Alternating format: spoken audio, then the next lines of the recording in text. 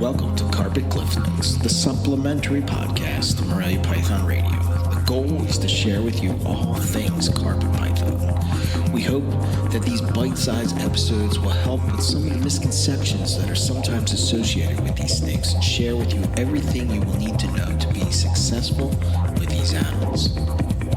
Let's get started.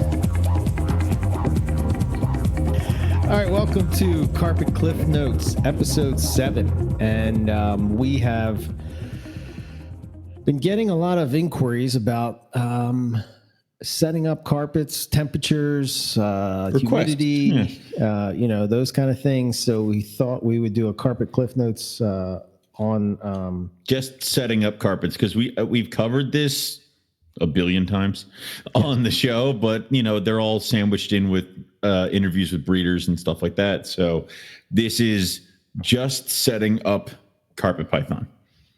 Yeah. So we're going to approach it. We're going to talk about what we do and kind of what the hobby and kind of does at the moment. Right. And then we're going to kind of disprove a lot of when we're kind of contacted about people who are either just getting started or people who are interested in buying animals, they do kind of cite certain articles, papers, things like that. And, most of them are good for the most part, but we're going to try to dispel any of those incorrect things or outdated methods, because, just because that's how they did it in the 80s doesn't mean we should be doing it right now in the 2020. So, we've learned more. So we have better technology. So what we're saying is not necessarily the only way to set up carpets. It's kind of the way we do it. We do it. But this is the way we do it. And Eric, how many carpet pythons have you produced? I don't even know, man. Me either. I don't know. There are so many. So, and we have, I know I have over 100 pythons, mainly carpet pythons. So I clearly am doing something correct. Please listen to me. So for the sake of this show, we're going to be talking about baby to juveniles. Yes. Personally, in my opinion, if you can avoid it sometimes you want a specific animal and you pick an adult. I just try to stay away from adults. Raise it yourself in your own system. It works much better in the long run. Right. Now, that being said, he's going to drop off like 5 or 6 of his adult animals on my house. Yeah, but it's. I was just going to say, if you're a breeder, it doesn't matter. Yeah, we have our own rules. Well, you have more experience, and you're able to see things a little quicker if something should go astray. Right, and you can adjust. Because you've had that experience. And of course, this goes without saying, quarantine. So, just because we told you this is how you set it up does not mean you still shouldn't quarantine it. Any new animal in your collection, always do that. Like I have to keep pounding that into people's heads. So. Right. And it's important to understand that what we're saying is you have to understand what a carpet python needs, and you have to sort of adapt your room to that. If you see something that's going, so say you're following what me and Owen are saying, and all of a sudden you notice things don't seem right, you need to be able to adjust on the fly, which that's why I'm saying that having adults, sometimes you got a less wiggle room here. Yeah. They're better at hiding things. So, it's easier to do that. And obviously, like we've said, learn what we do, read what other people do, and then make it your own. Just be open to suggestions if there are issues. Right. So cool. Let's say, for the sake of argument, that you have just contacted a breeder and you're getting a carpet python, and this will apply to basically all of the subspecies except diamond pythons. Yeah, that's a completely different. That's a horse of a different color. No. Somebody had contacted me and wanted us to talk about that. So on the current episode of NPR, I'm going to talk about how I set up my diamond. Thank God, because I suck at diamonds. I've only had 2 and it didn't go well. So it's very, very different. Don't do what I did is my suggestion there. So sort of like what Owen was saying. When you're getting that new snake in, I can't stress enough the importance of quarantine. You want to sort of not have that animal in your collection. exposed to your collection. I don't know. I do mine for 90 days. What about you, Owen? It's 60 if I know it's coming from a friend and everything looks on the up and up. If it's somebody who I don't know, or I bought it at a show, or it's one of those like White Lips or something like that I got from like straight out of the jungle, like 90, easy 90. And and you got to think about it. It's the best you can do. It's the safest you can do. Yeah, you're still got to clean both things, but if you do the quarantine on a different day, then your stuff downstairs is better. It's just trying to do the best you can do, because you don't, I mean, I'm not even saying that the worst case scenario of like nidovirus and stuff like that, but imagine having a collection and even like, mites or all the other crap that can come with it. Like, screw that. Like, it's not worth it. I'd rather walk into quarantine and see one snake. Oh, shit. And then that's it. Right. It's much easier on yourself. Yeah. You have mites to deal with. Yep. You have nido. Yep. You have other parasites, a bunch of stuff. Viruses. Yeah. And it just gives you time to monitor the snake and sort of. And there are some people who will take a male that they brought in for breed loan and put it directly in with the female the second they get it. Those people are stupid. Yeah. Yeah. Anyway. So we're going to talk about the difference between a quarantine setup and then just like what we would normally do. So for me, my quarantine setup is pretty basic. I'm putting it in a tub. Most of the time, I'm going to put it on a hot spot, or like right now here in the Northeast of the U.S., it's 90 degrees during the day, and it drops to probably about 70, 75 at night. You have the Russian tiger on the back, and I'm like, what the hell? And I'm like, actually, no, that makes sense. Like, he's enjoying life. He's fine. He's doing good. Yeah. So if again, you have to sort of think about this and plan it out. If you don't have a quarantine spot, I have a back porch, and it works out well. And it's not in either of my rooms. So he's about to come in soon anyway, because like you said, knowing that he's coming from you, it's like, whatever. Yeah. It's you got to kind of do the stuff for the observations. The good thing about your quarantine is like you usually do them in either a glass setup, or you have like clear tubs and stuff like that, because you want to be able to see it. That's the whole point of a quarantine setup. Is basic thing with animals is that if there is something wrong, they're going to try to hide it from you as long as they can. So you normally don't see sicknesses until it's too far gone, or it's advanced. So you want to have clear stuff that you can observe the animal without disturbing it. You want to have I put my quarantine guys on paper towels. Yep. Because it's better to find mites on paper towels. Yep. I will also treat for mites the second they get into the house, regardless, and then treat again if I need to. Mm-hmm.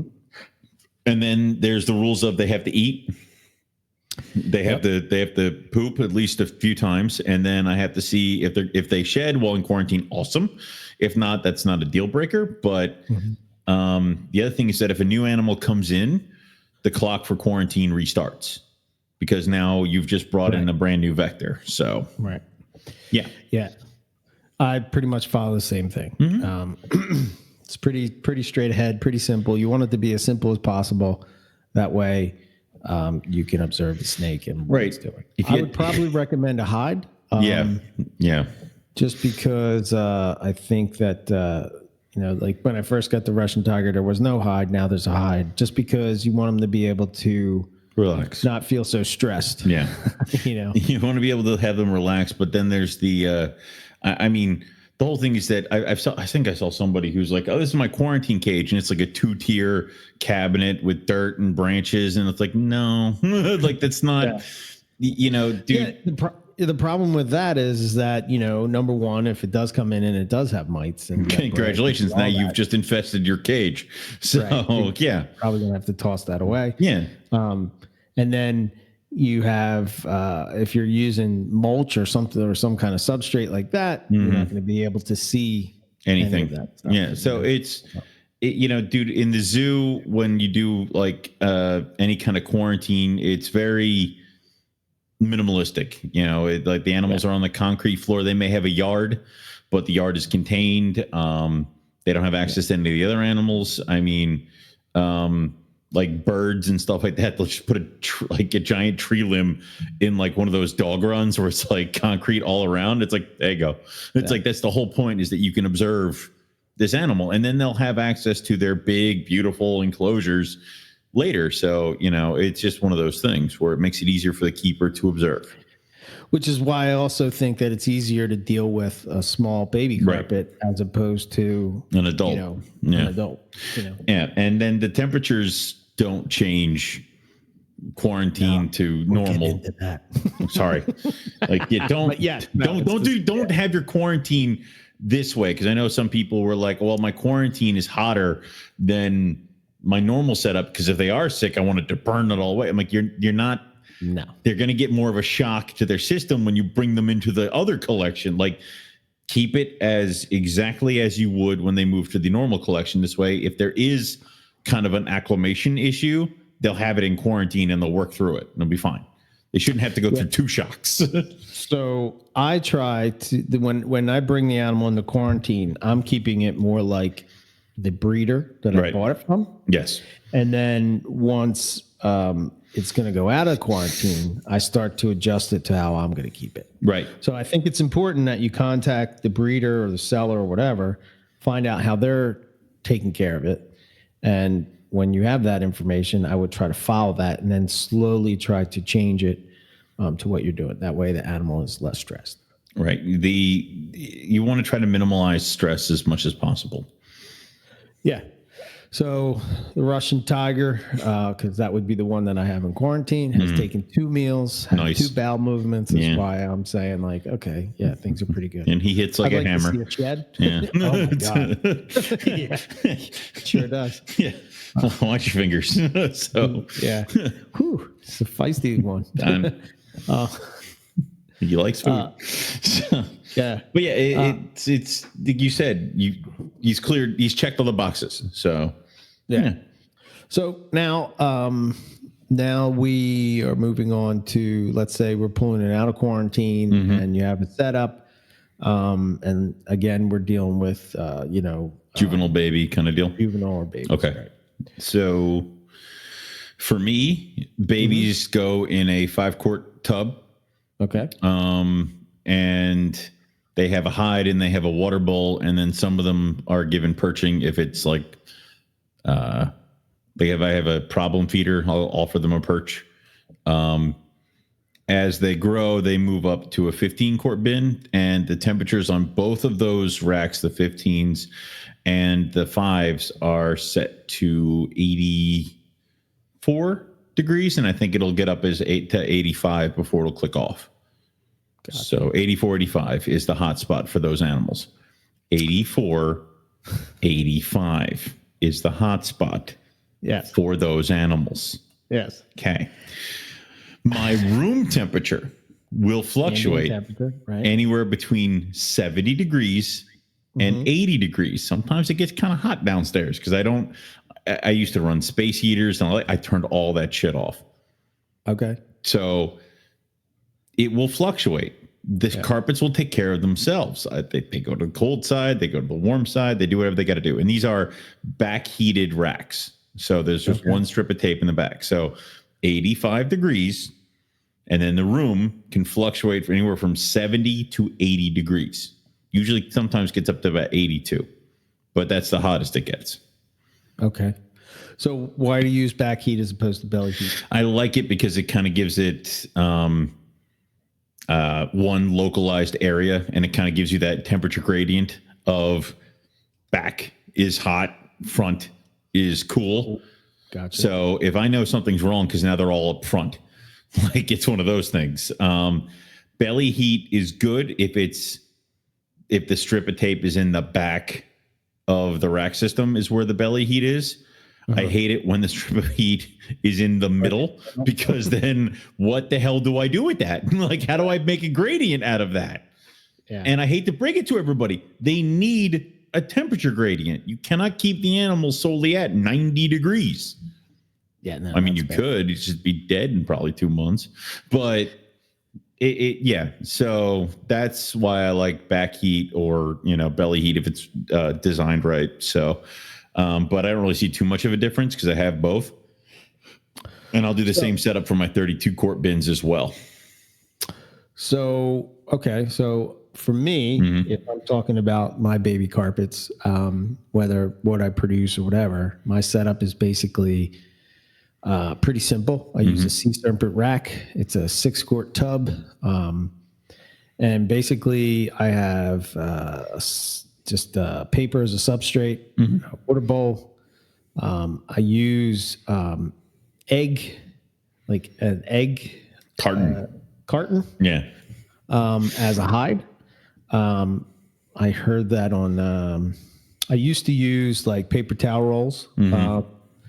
And I think I heard it on Carpet Python. Yeah, I heard it on Carpet Python TV.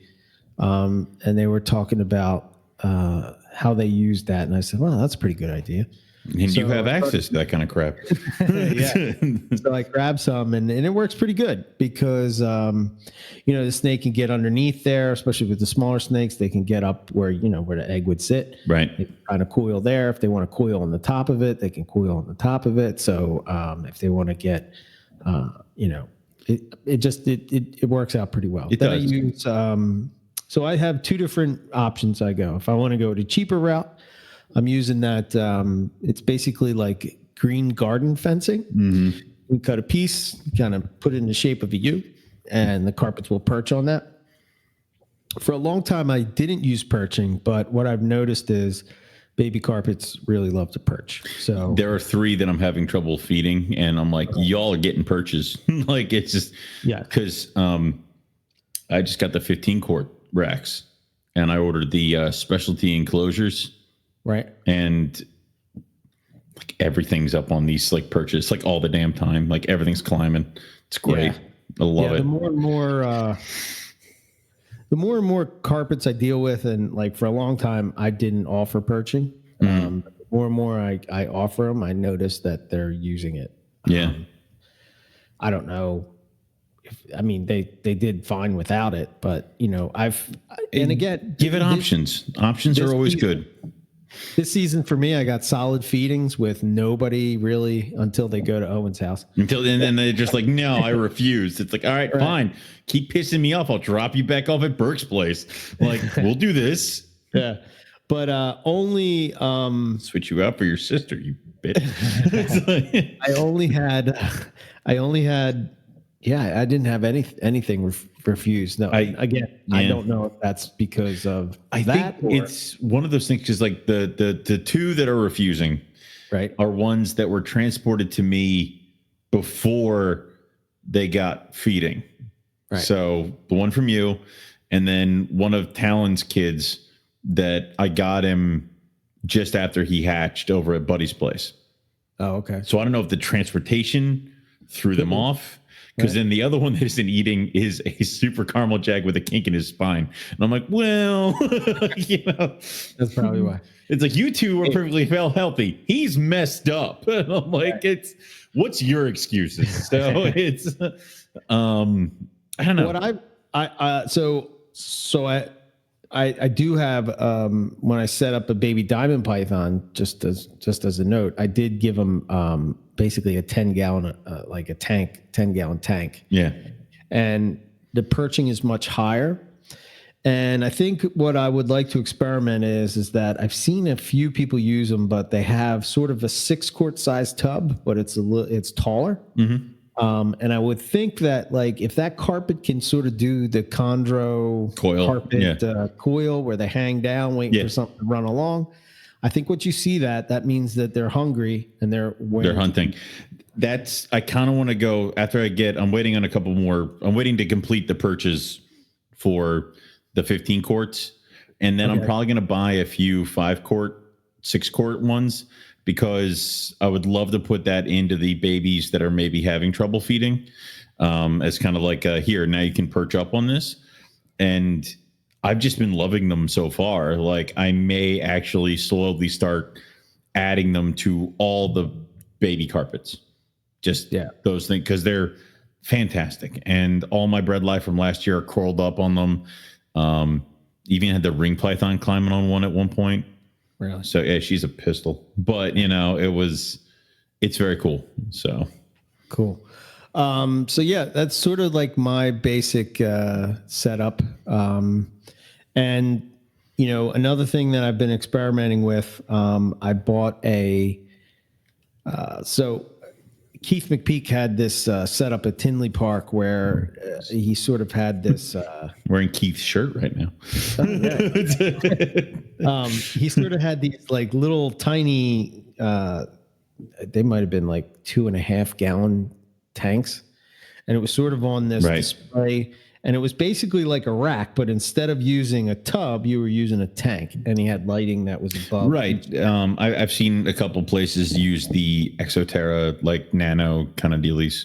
Yeah. So that's what I bought. Okay. Yeah, I bought a nano, and I'm going to set it up. I would like to maybe at one point see that if there's any kind of difference, offering you know, that kind of. You know, because if I'm breeding them and I have the babies, then I know that I don't have to put them in quarantine. I can just set them up right away. So I'd be curious to see how that pans out. So stay tuned for that. But that's not this season. But again, the basic setup is basically that. So you have, you know, your perching, which I think is important. I think a hide is important.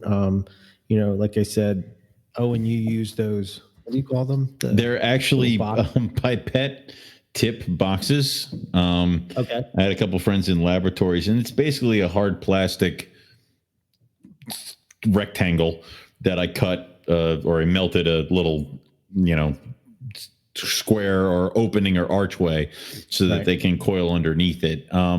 They work well because you can bleach the hell out of them or clean them or something like that. And then actually use the ceramic miniature souffle dishes for water bowls. I know you think I'm crazy because I scrub out water bowls once a week for 100-something snakes, but it's my crazy. Yeah. So one day I'll shift over and I'll be like, what the hell? And you'll be like, that's just what I was telling you. So, but yeah, so I do that. And then I do mainly newspaper for babies. I mean, I'm not going to get into setting up collier brids or white lips or ring pythons or anything like that, because those are completely different animals. This is just mainly carpets. But yeah, that's the same thing that I do for everybody all the way up to adult. And then you start seeing the shift over from basically if it's in a bin, it's set up that way. It's set up to 84-85. It's got a hide. It's got a water bowl. I like to increase the size of the bins that they use for hides. So if they're in a 15 quart, they still get that little pipette tip container.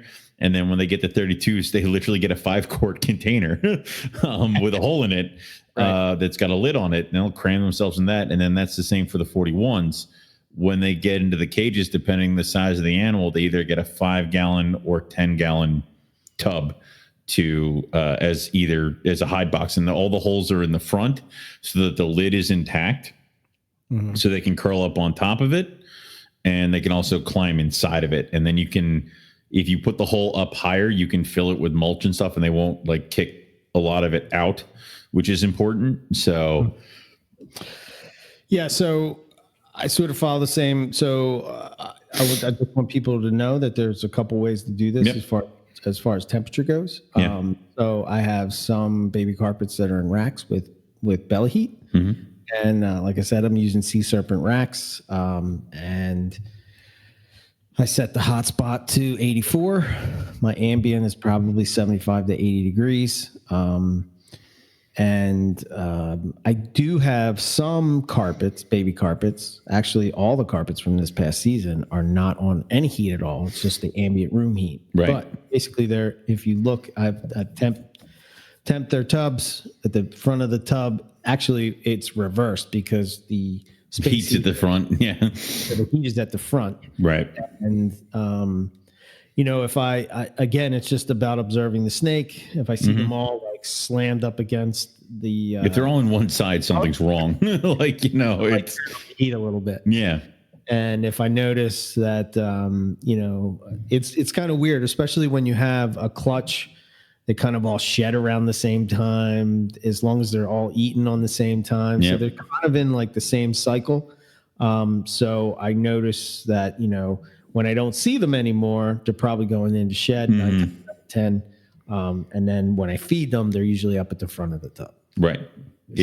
It's one of those things where you start getting into it where you start thawing out the food and all of a sudden you realize that you've got the attention of every snake in the room. It's much more obvious with cages because they're all of a sudden they're all waking up and up against the glass and stuff like that. So where you and I differ is you have racks all the way up to adult carpet python. And my guys eventually, the boys will get up to 41 quart bins. And then that's as big as they get. Like that's it if you're a boy. The females would transition to 3-foot cages or 4-foot cages, depending on the size of the girl.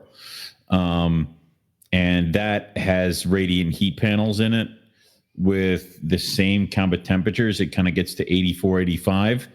And the way I do that is ramping. So it will, I do allow it to kind of drop down to about maybe we'll say 80 at nighttime. And then it'll ramp up to 84, 85 during the daytime. And then it'll slowly it peaks in valleys. So noon, it's at 84, and then it'll stay at 84 for maybe 2 hours. And then we'll start ramping back down.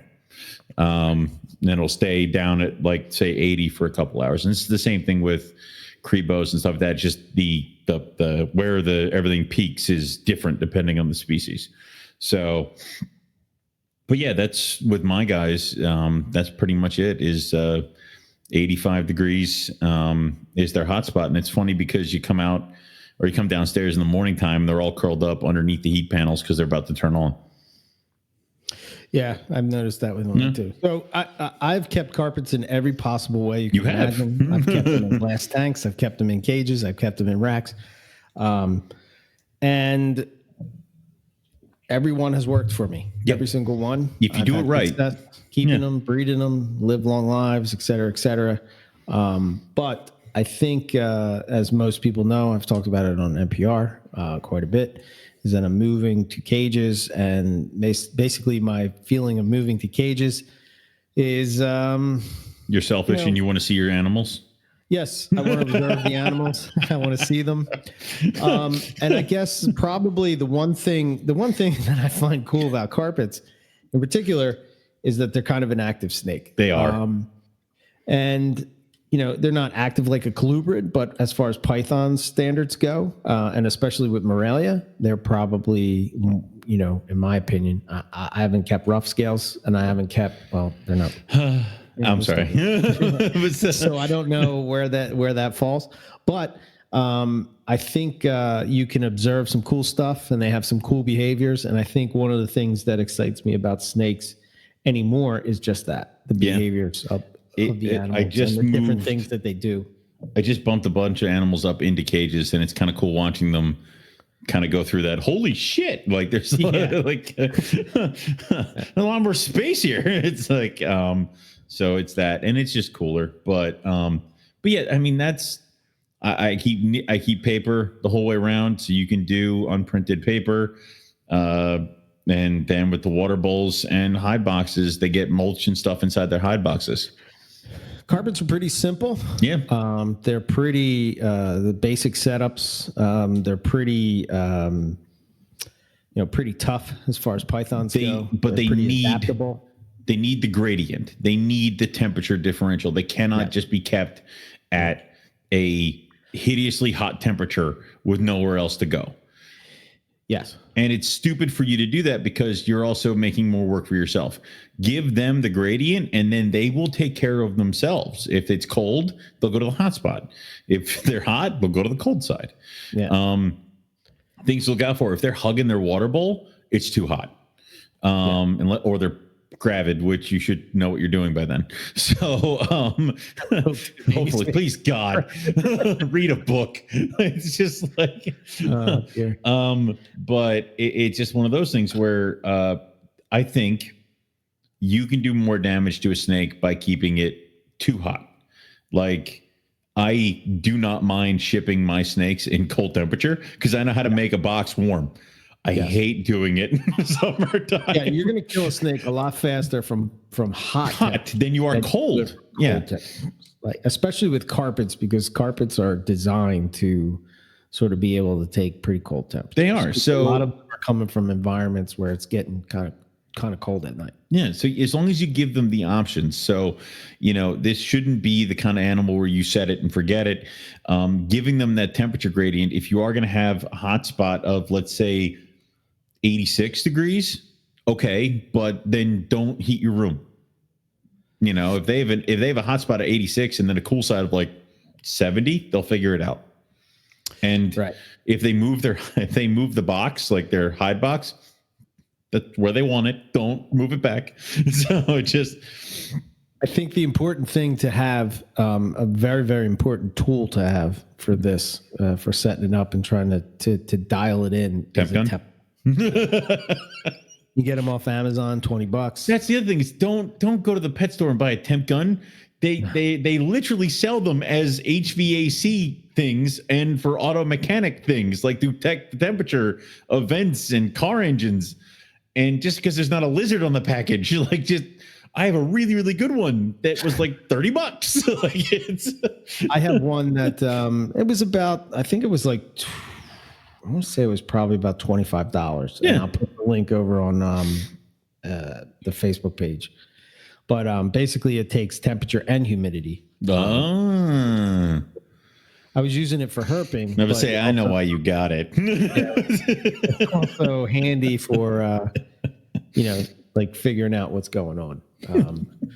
But that's pretty much how you're setting up carpets. I think humidity is one of those things. I think Owen and I are probably lucky because where we're from, we have a lot of humidity. It's not dry. We say it's probably 65% humidity, maybe even higher right now. And that's the thing is, I don't have problems with them, but Bothrochilus, they suck at shedding. Like it's just really. I had no problems with that one, dude. All my white lip, actually, no, the black, and then the oldest, the gold female, she had no problem, but the gold male had a shitty time, and then the female ring, I finally got so fed up, I gave her a humidity hide. I'm like, that's it. You can't do it. So here's a clump of moss in a dish. Like, just stop it. Well, there's a perfect example of what we're talking about, carpet python wise. But when I had the ring python that I sent to Owen, I never had a problem shedding, and I didn't keep it with a humid hide, and I did not do anything. I kept it like a carpet, and it was fine. She had two bad sheds over here, and so I just gave her I gave her the humidity hide, and she shed perfect. And I'm like, all right, fine. So there you go. Yeah. Whatever you got to do. And you can do that with carpets too. I mean, that just gives them another opportunity that they can, choose what they want. That was one of the advantages of using the paper towel roll in a 6-quart tub, because it's basically the length of the tub. So the snake doesn't have to choose between going and hiding and being warm or being cool. So the snake can basically go in the tube and choose which side it wants to be on and still be hidden. So again, we're talking baby carpets. I don't know. I guess, a lot of the move as of current is to keep more naturalistic type setups and stuff, which is great. And I'm going to experiment that with babies, but I can tell you do not have to do that until they get a little bit bigger. I mean, I know some people who also keep their babies on, Sani chips and aspen bedding. Sure. And there's no problems with that kind of stuff. It's just, you got to understand what you're working with. Because, I keep my baby colubrids on mulch just because I'd be changing papers every 5 minutes. Right. So, but there's a lot of different ways you can do it. Just understand that the temperatures that we kind of convey is maximum 85 degrees, and that's a maximum temperature. Higher than that. Yeah, we, like you said, we've kind of reviewed a lot of the stuff that people have said that they've read. One of which says that carpets need a hot spot of 90 degrees, which is that's too hot. That's way too hot.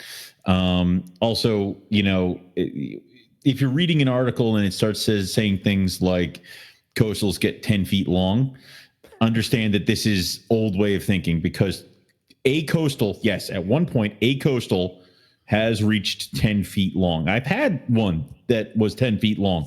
She was a monster. She's the biggest coastal I've ever had. The majority of my coastals stop at maybe about 6-7 foot.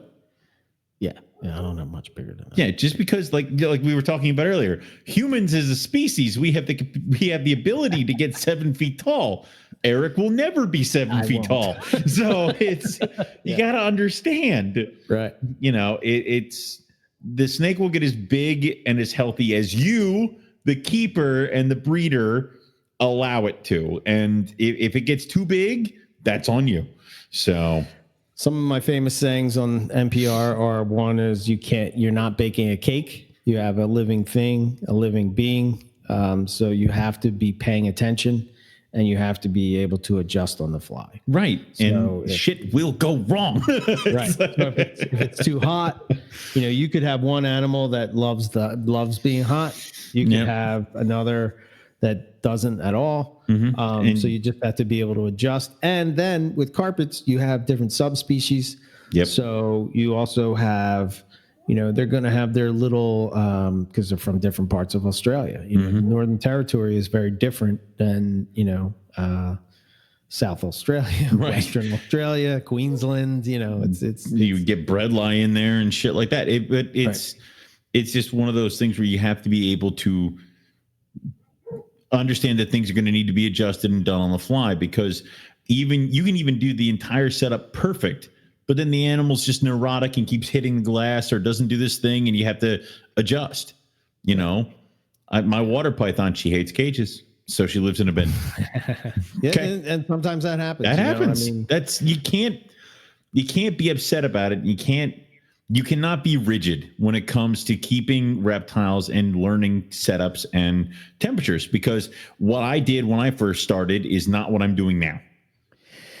And we may find, that years from now that there's a reason why that happens. But I think with as far as the reptile hobby, snakes are sort of the set and forget type of animal, and it seemed to have worked all these years.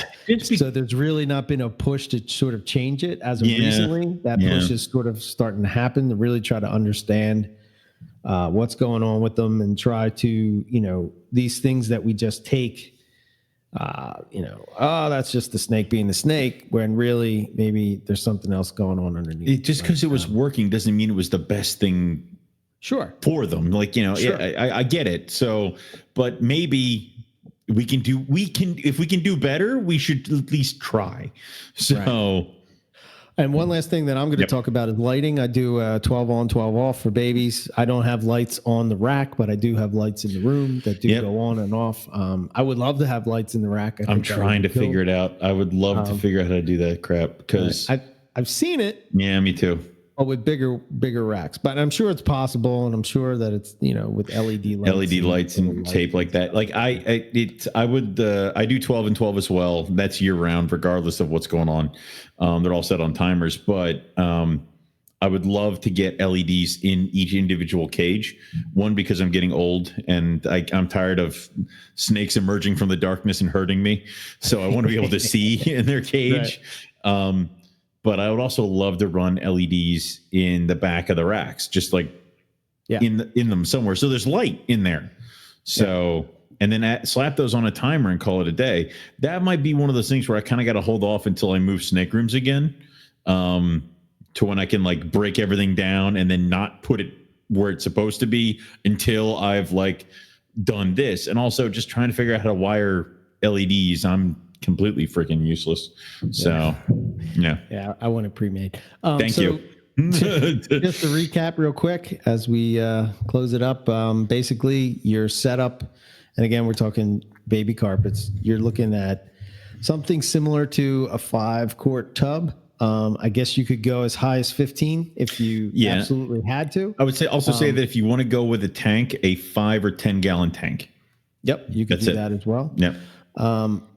When I use a tank, the one reason why I use tanks on some stuff is because I like the overhead hotspot light. The light, yeah. And I sort of get the two with one, and just I kind of put perch is like sort of right underneath that light, so that they can kind of get up right close to the light and get that real hot spot. But my ambient temperature in my room is probably 68 degrees. Right. So that you have to compensate. The hotter the hot spot gets, the cooler the ambient temp should get. So you need a hot spot. Temperatures at the most 85 degrees, ambient temperature anywhere from 70 to 80 degrees. Yep.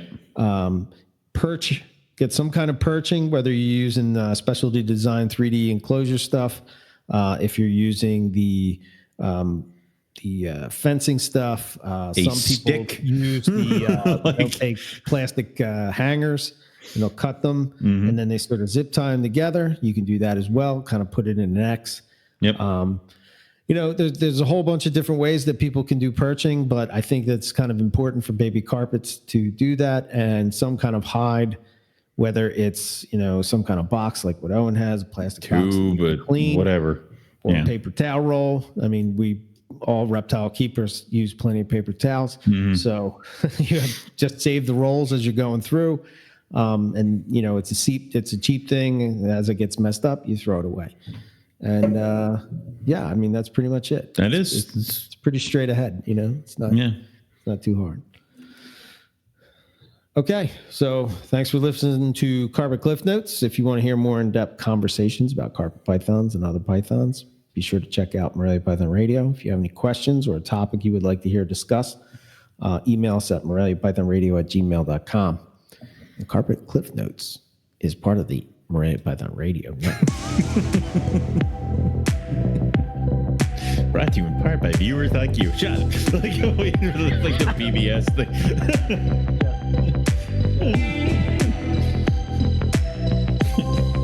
NPR is brought to you by the letters F and U. It's like